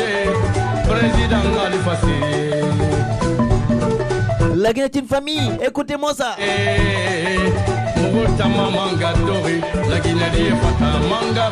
Je suis pas politicien.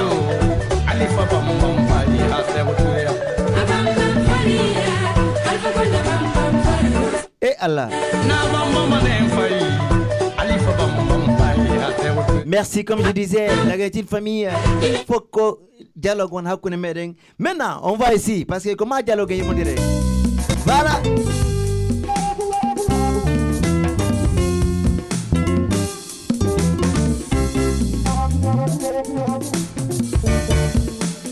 Comment dialoguer hakune meden.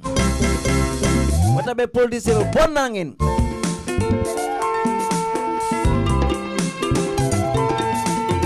C'est comme ça, Mokala Moïdi, Mokala Mofala.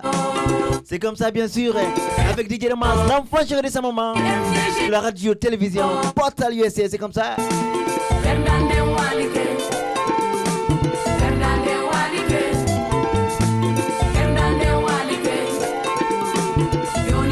C'est comme ça, il faut qu'on dialogue. Dialogue à la pousse-moi de ma famille. Comment chanter direct? Parce qu'il concerne un coup,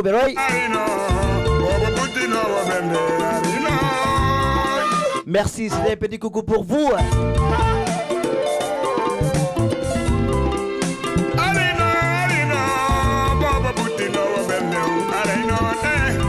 C'est comme ça, bien sûr, la dialogue. Ora koto, John non hare kono kan manado mendo. Wala hare joni den watta makon taw e sokiji musse juma mandara si tawi be marani jama auditeur be ben radio posta fifana kikire do e hande talata nyande didi mois de mai on harabe hewta do be wadana en kumpital jidi si be gayni kumpital jidi aren kadi haray toujours continue haray ko wonden kon en bucca wontomatique sport seda ba hidon andi aray radio portal fi bantalon piji din fono ga ko amora asora sinama sport ki turi portal eddo en wallindiray haray grand débat dum no fono wodiga donc en artay mi watta micro jungo monsieur Diallo Juma haray mi watti ka ko Usa Juma Diallo. Ah yette ba ben DJ Damas, je veux que tu prépares quelque chose, un doigt dédicace des auditeurs. Ben, Johnny Kwango Jokiti, machine Oikoi, Menen seulement, voilà. Merci, on a dit radio, télévision, portale, on a dit Fendo Saido. Dieu n'a pas dit musique alpha kon gokuni, on va me regarder musique cellule. Parce que comment on dirait, no matter what, no na oni wo, comment on dirait. Ku dialogue, no va wasana ku yaga simini oro ko yete bajo oro ko yete sojo fami ka. So on y va toujours. Le souvenir.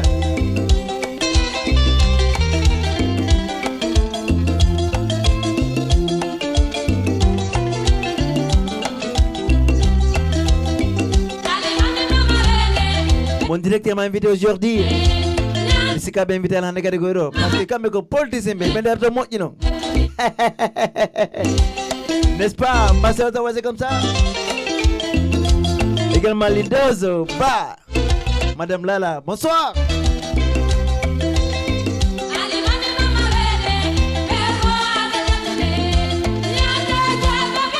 Baya camarade, c'est comme ça. Samoa, où est-ce que ça va? Désormais, c'est la radio-télévision Portal USA. You don't want up to the page Portal Fibantalon. What you don't like in? Comme ça, on est direct. La télévision, amen.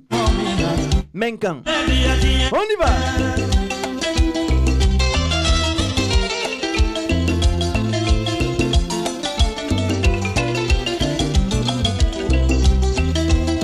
Afiriki monu barabemba, ila miria nyuma ndini ya bazene.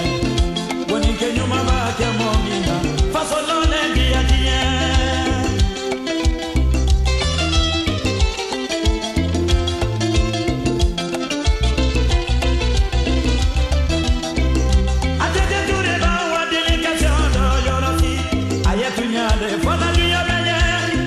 C'est comme ça, la radio, télévision.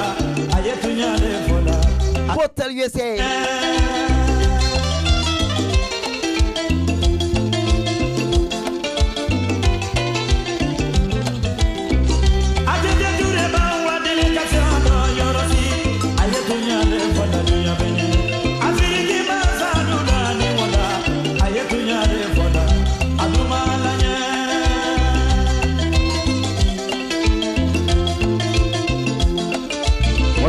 bien sûr Alsagan Diallo.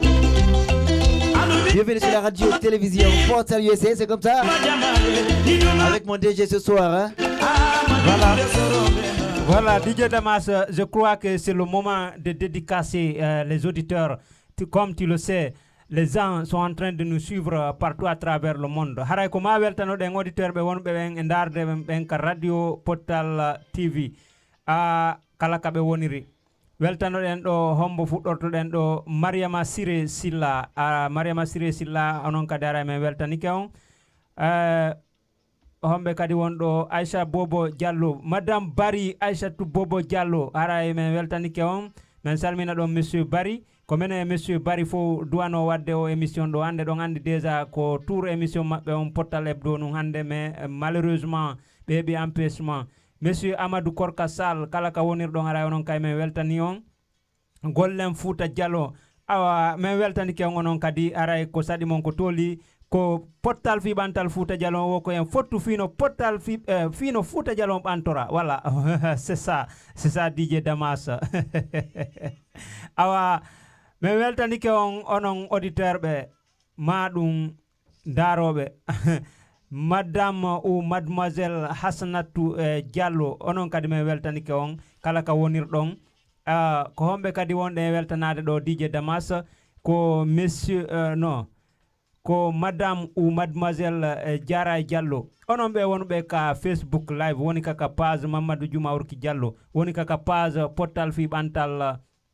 wondon madum haraka ka page monsieur Ibrahima Telimele Ba yahe ka Facebook don yahon ka page radio Portal USA daron télévision radio Portal USA on don live so yahi non ka page don on yahi ka télévision meden torion siko ka ordinateur wondon yon janding screen on fi yon yiwu full screen TV on si tawi ka téléphone mon wondon haray meden torion yon wadu téléphone mon on landscape ko dum woni yon alu téléphone mon on fi yon yiwu screen on no jandiri hara on wawa famugol don ko real television tout nouveau tout beau all new DJ Damas stay monsieur Bala donc be fala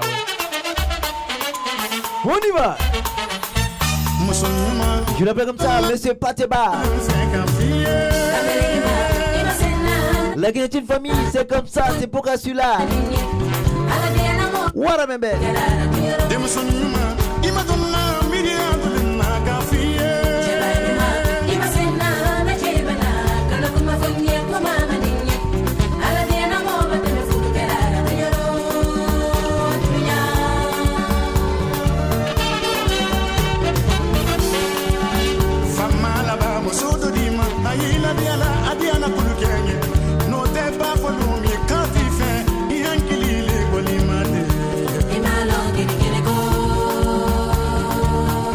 Il s'appelle comme ça, Ahmed iPad. Et c'est Barreau, c'est comme ça. Également, Oumou Diallo, hein.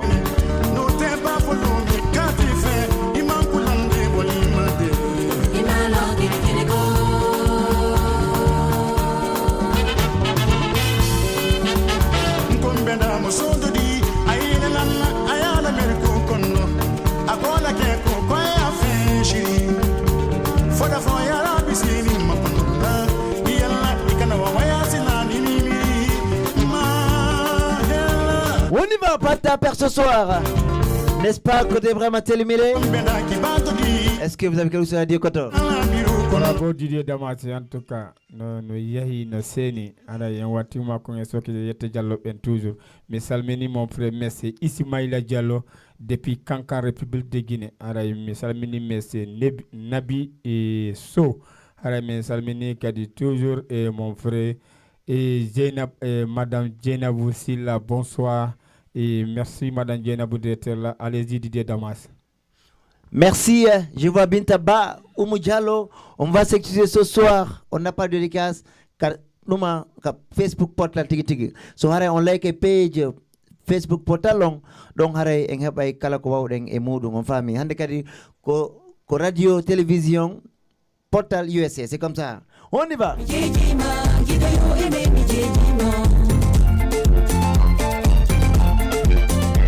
Je l'appelle comme ça, Nana.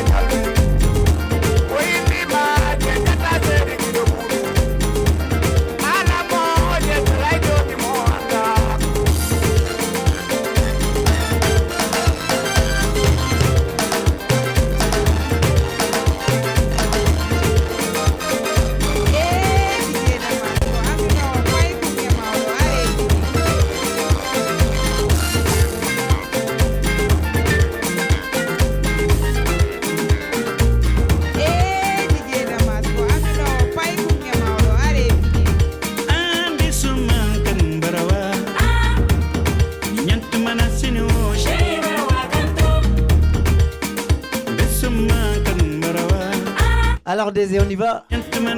Le micro vous appartient.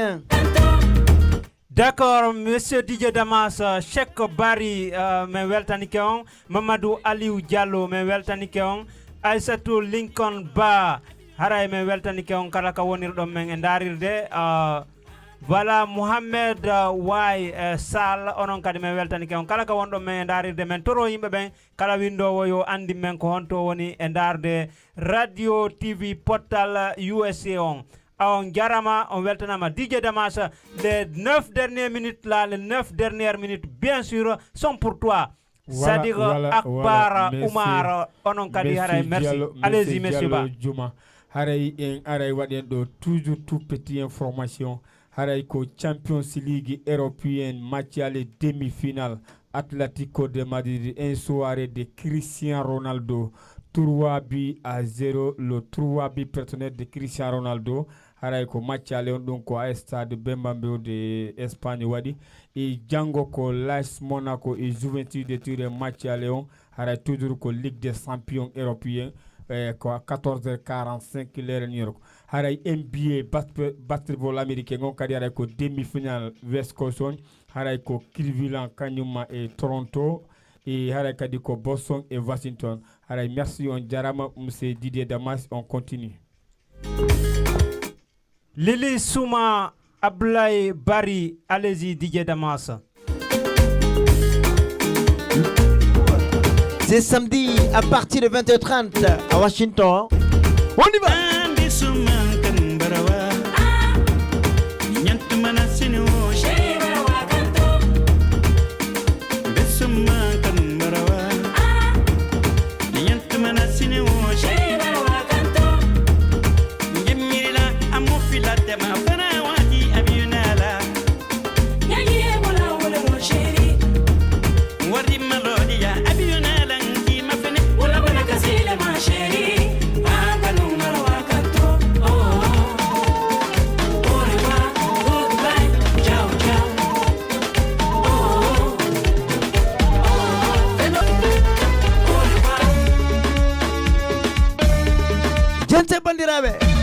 Honno suddire wata jogitorade modi mum de la part de Mariama Kesso, Madame Pati Moloko.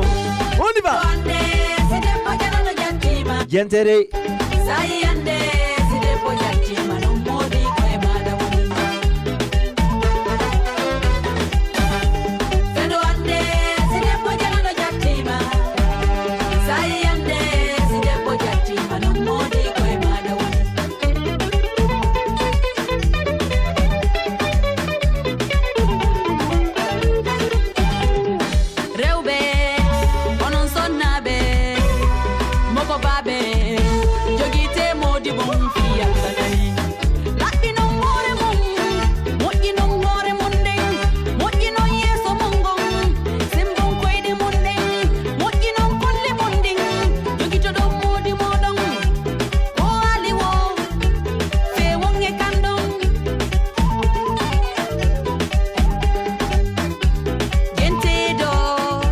Nanedo Andon no si depo yatima modi Kwe mara woni Jento Don kari jabata fiu Sanger mai modi makasudu Don kari min jabata fes Saya waino tako Don kari ko bude Wai si depo janano yatima Kwe mara woni Jento Siawa wata banande modi manyiri Banu gonga la chido me banna horami Aweji tande modi madanki Kota weji sira fala kadi Si modi mayai ata tulute Don kari jabatari Isi depo janano yatima Kwe mada woni Woyo depo janano yatatala Mada woni Woyo depo janano yatatala Mada woni Woyo depo janano yatatala Mada woni Woyo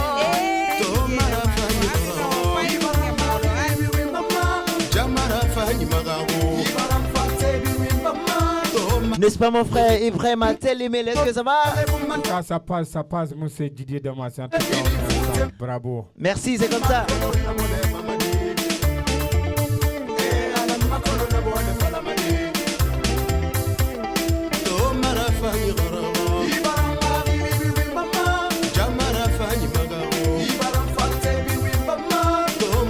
banyi rilisiri ntele mangoro masore bumatore bibina barika na ngafe ini fute mato makoro na mone famadi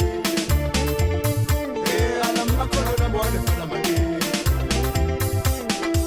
mbara manya ufende mahena ye dununya mafe kolo tarego fe kolo tarena inu hatune buma ala iwa muna mema mamukuluma ngiri dogora mirina gangwa fera kuye faiba na papalambe onta ya belire mun fera makolo na mone fanamadi wonde ba yurira ima to fe kolo tare yuge komi e barangiri e barambomo e barankobi na biri gafe kono walu miri nu rafaina gara yagide yagi mufa On y va. Voilà, monsieur Didier Damachara, j'ai dit bonsoir à un ami personnel, monsieur Innocent, originaire de République centrafricaine. Il rappelle à Diamant Fou, émission du Radio Porta Fibantadico, vendredi à partir de 21h et samedi à partir de 19h et dimanche à partir de 21h et chaque mardi à partir de 21h. Hara ici fait ihande et Johnny Dirai et Jude et Sa Adidin et Juma Arore Siala Djabi. Hara den wendi et monsieur Didier Damas. Merci. Johnny Hara Diamant Yegitali Washington DC kolo 6 mai. Voilà portal Fibantal section Washington. En andi aray ko hajjabe teddube ko yette babe woni ko ardi bureau exécutif porta Fibantal Washington on yette jallojo tawa kay mabbe aray be salmini be men hewti be de andi ko welata assalamu alaykum warahmatullahi wabarakatuh monsieur Didier Damas et enge juma si Allah jabi merci.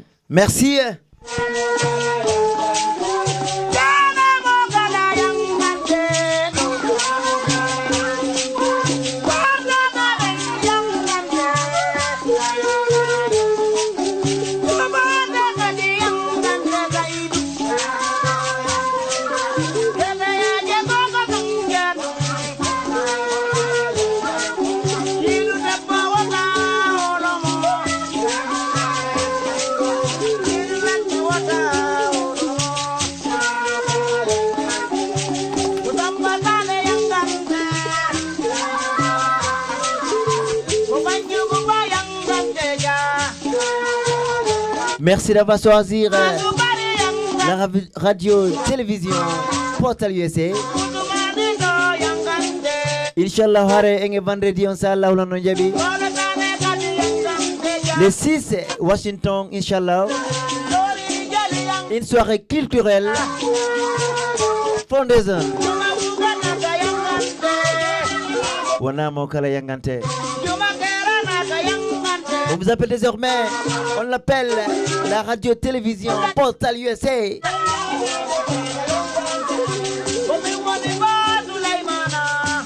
Wana mokala yangante, watanye gutuka meden, andi tenko meden, andon wakama ala.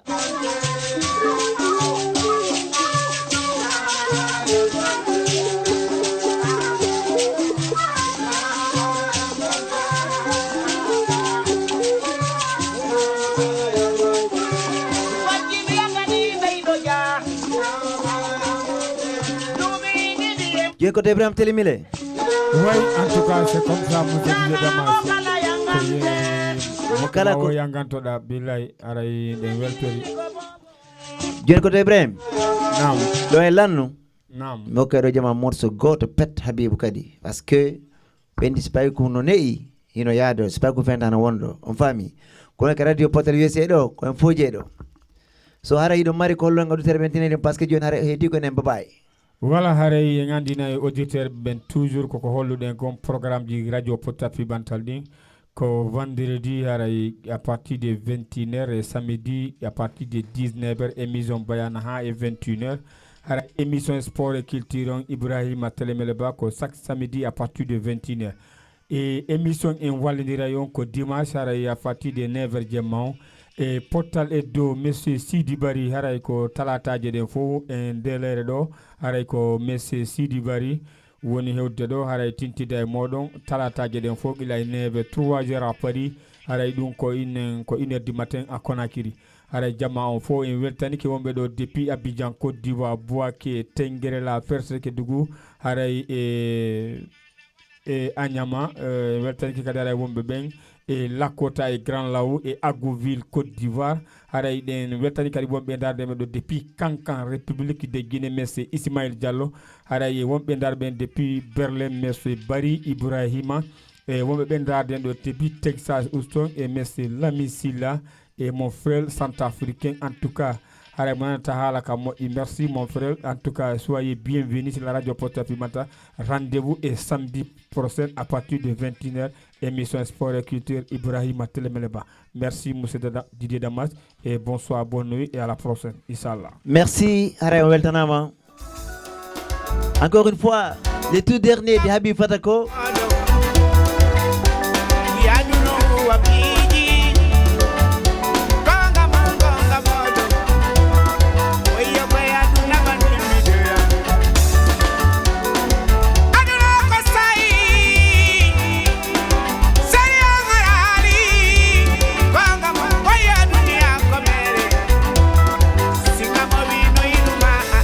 Je dis bien, c'est tout dernier de Habib Fatako.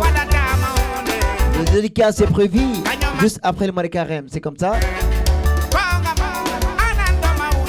Merci à toutes et tous encore. Je vous rappelle, désormais c'est la radio-télévision Portal USA, c'est comme ça. On est équipé pour vous, si vous nous promettez, on va s'entraider, c'est comme ça. On y va. Tout dernier de Habib Fatako, hein? Oh Aduna, Gentena Elang. Lindozo, Madame Lala.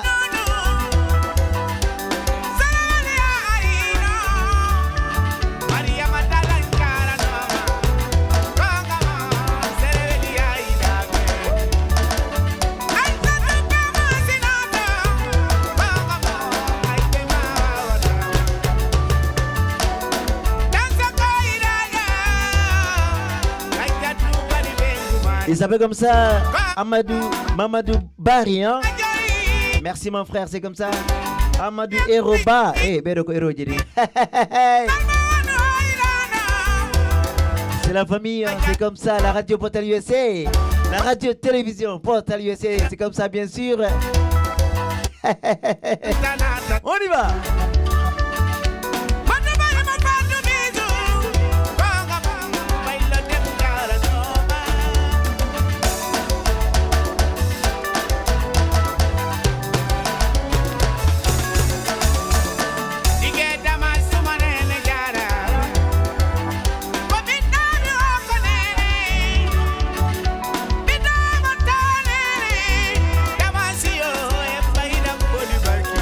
Wadi milioina toujours yalla wado en sago nene baba parce que nene my bama benen ko hanyande no mara wadde we love you forever who you are da fala feta da fala ba jawdi da fala wana bo fojo they don't care, they just love you.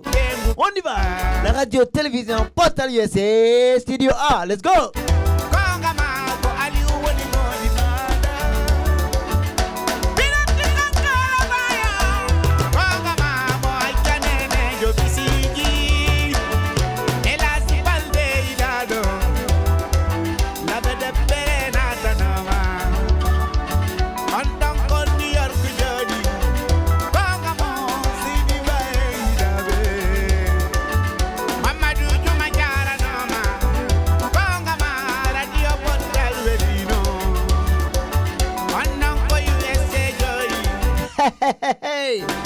C'est mon directeur à moi, directeur de cette radio-télévision Portal USA.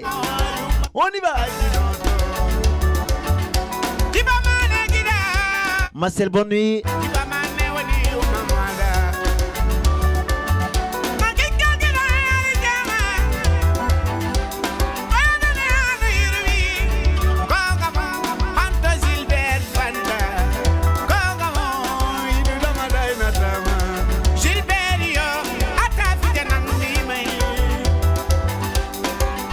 Alors merci DG Aroginome Babaye.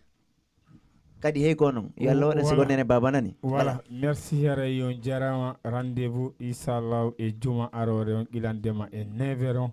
Haray ko toujours monsieur Didier Damas hewtay do. haray Washington DC hajjaba Aissatou Diallo wo ko madame haray Alaji Sankarela Diallo haray yoɓe prépare monsieur Didier Damasi no hewtude Washington DC samedi bimbi. Donc haray on jarama monsieur Didier Damas, on jarama monsieur Juma Diallo chargé communication. Haray en salmini membre bureau exécutif Portal Bantal USA on. Haray mi weltanike et mon ami personnel, un grand supporter royal de Madrid, merci Ismaël Diallo depuis Dingirawi. Haray merci mon frère Ismaël Diallo.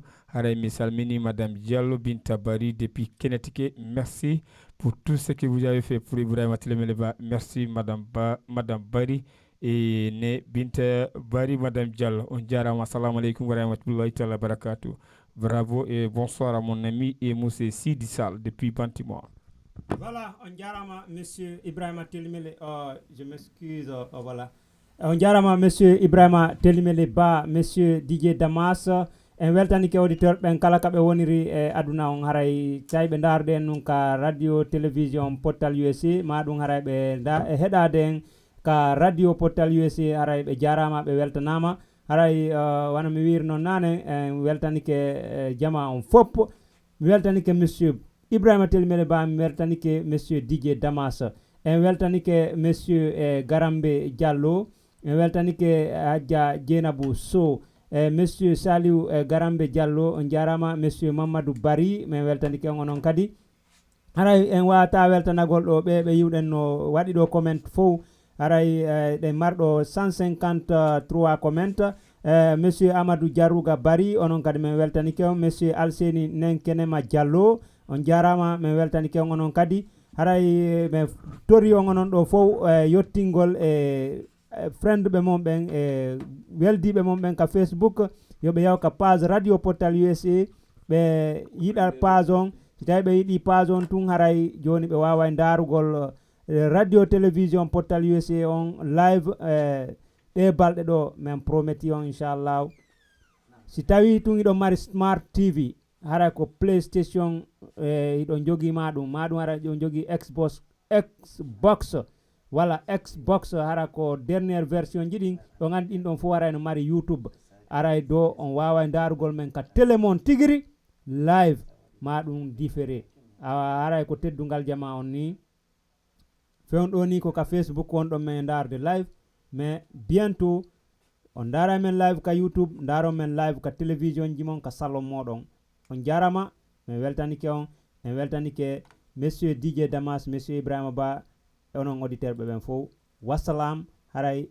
en hondetuma juma on monsieur DJ Damas werna on à partir de Washington. DJ Damas holli women anding on wondema ji e dimanche e vendredi aro do émission on haray ko live from Washington DC haray ko kambe section Portal Bantal Washington DC on de nyande woni animoyde émission on don de en weltanike tout le monde. Merci, bye bye.